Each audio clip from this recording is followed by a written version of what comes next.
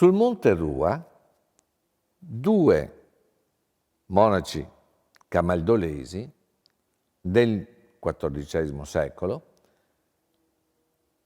vennero a costituire un piccolo eremo per il ritiro spirituale.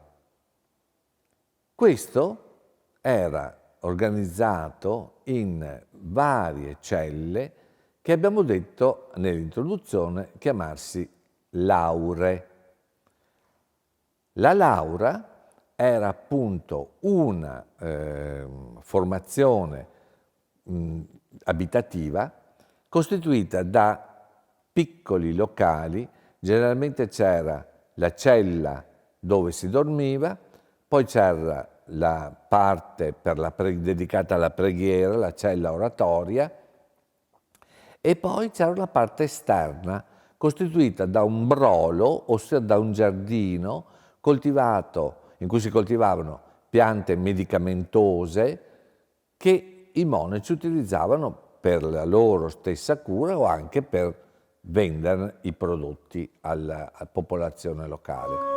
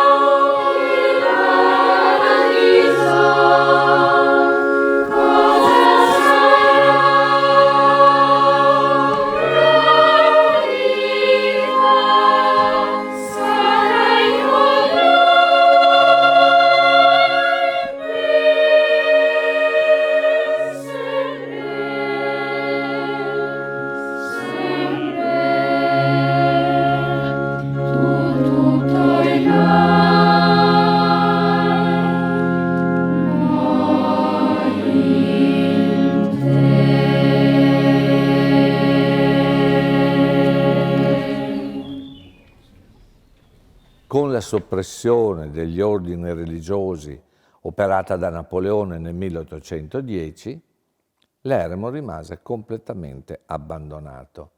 Si dovrà attendere il 1863 perché i padri camaldolesi possano ritornare e dare vita di nuovo alla comunità, che è tuttora presente. Nelle lauree che sono state ricostruite abbiamo una disposizione in 3 ordini, ognuna di 5 lauree a testa. Anche qui viene ripreso il modello del brolo del giardino esterno e delle parti che avevamo già descritto nel cellarium, nella cella e nella parte della preghiera. I monaci vivevano in queste lauree da lunedì a venerdì, poi scendevano a ricostituirsi con gli altri appartenenti e con gli altri gruppi che vi abitavano le altre lauree in una forma cenobitica attorno a un piccolo santuario. Il santuario, che era stato costruito in legno, fu trasformato successivamente in pietra e tuttora lo possiamo ammirare.